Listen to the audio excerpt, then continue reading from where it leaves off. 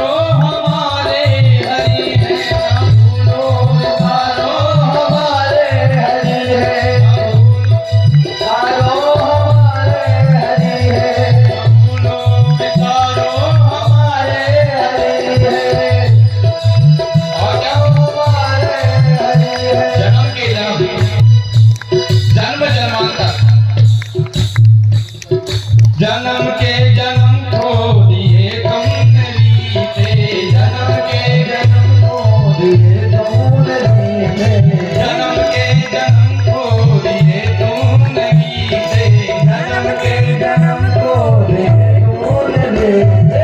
भजो राम सीते जपो राम सीते, भजो राम सीते जपो राम सीते, भजो राम सीते जपो राम।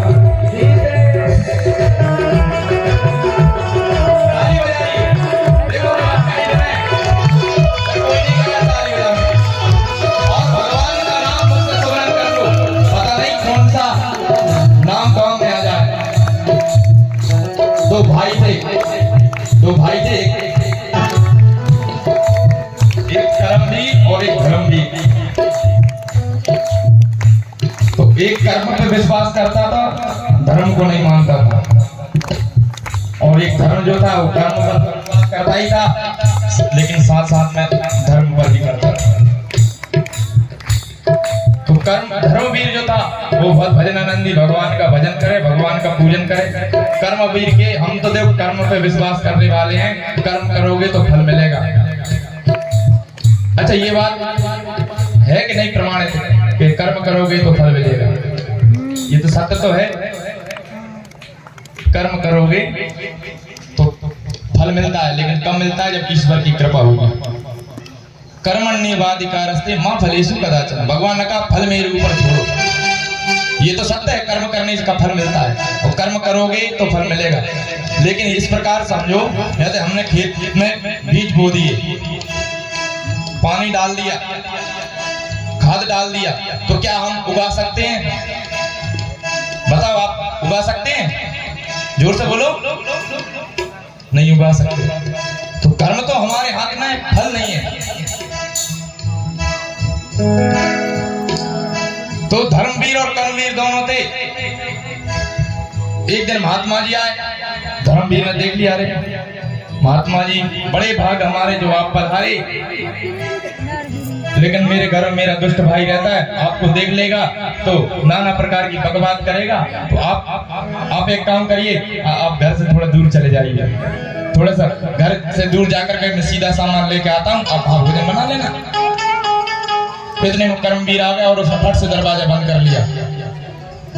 बोले महात्मा से फालतू वार्तालाप करेंगे, कहेंगे भजन करो, ये करो, नाना प्रकार का ज्ञान देंगे। तो उसने पहले ही बोर होकर के और उसने दरवाजा लगा लिया। धर्मवीर ने कहा ये बहुत अच्छा रहा, कम से कम महात्मा जी का अपमान नहीं होगा और महात्मा जी बढ़िया आनंद के साथ भोजन पाएंगे। महात्मा जी ने भोजन पाए और महात्मा जी को लगा कि दुष्ट है, अब इसके घर का मैंने अन्न खाया है तो अब इसको कुछ ना कुछ तो देना पड़ेगा। तो और जो महात्मा थे उनसे कह दिया तुम निकलो यहाँ से, हम आ रहे हैं। वो रुक गए और अब धर्मवीर से कहा कह दो कि महात्मा जी गए। तो धर्मवीर ने धीरे से दरवाजा खटखटाया और कह दिया महात्मा लोग चले गए, तुम निकल जाओ बाहर। तो उसने फट से दरवाजा खोला और बाहर निकल गया। जैसे ही बाहर निकला तो महात्मा जी तो हट्टे कट्टे थे, उन्होंने यहाँ से गर्दन पकड़ी, घुमाया और गिरा करके उसकी छाती पे बैठ गए और दबा दी।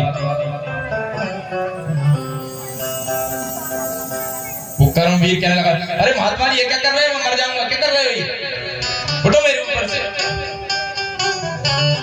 महात्मा जी बोले राम नाम बोल, तभी छोड़ूंगा।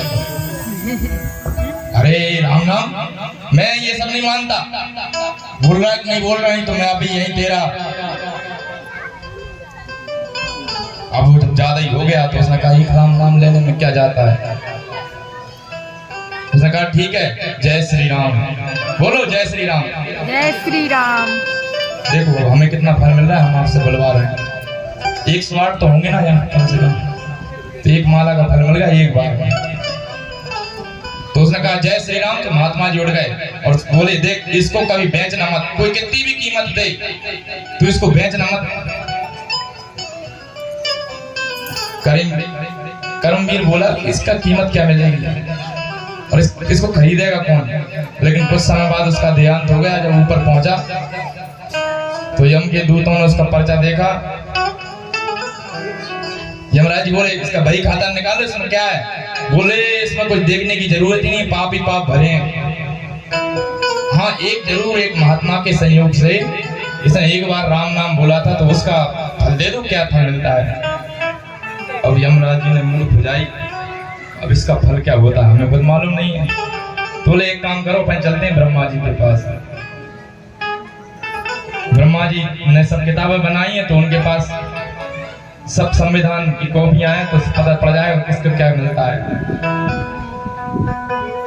तो यमराज जी ब्रह्मा जी के पास पहुंचे। ब्रह्मा जी ऐसी ऐसी, अब ब्रह्मा जी भी मूर्ख जान लगे ये तो हमने कहीं वर्णित नहीं करा। बोले एक काम करो, भगवान शंकर निरंतर भगवान का जाप करते रहते हैं, उनके पास चलते हैं। भगवान शंकर के पास पहुंचे। बोले इस दुष्ट को ने एक बार राम नाम लिया है, एक बार राम नाम लेने की कीमत क्या है ये बताओ। शंकर जी कह रहे हैं हम इतने दिन से ले रहे हैं, अगर हमें पता हो तो हमें ही पता नहीं। तो भगवान विष्णु के पास पहुंचे। विष्णु जी से पूछा, अब विष्णु जी भी नहीं बता पाए। तो भगवान विष्णु का एक काम करो, इसको कुछ वर्षों के लिए स्वर्ग में रख दो, फिर इसके बाद इसको ले जाना। अब इसको स्मरण आया महात्मा जी ने कहा था किसी को कोई भैंस नमक, उससे पूछा कि तुम क्या कीमत लेना चाहते हो, कितने दिन तुम स्वर्ग में रहना चाहते हो। वो हाथ जोड़ के बोला कि एक राम नाम से आप तीनों के दर्शन हो गए, और अगर ये हमको तीनों के दर्शन हो गए और अगर तब भी हम नरक में चले जाएंगे तो फिर आपके दर्शन का क्या प्रताप। तो एक राम नाम इतना प्रभाव करता है जीवन में। भजो राम सीते जपो राम सीते, भजो राम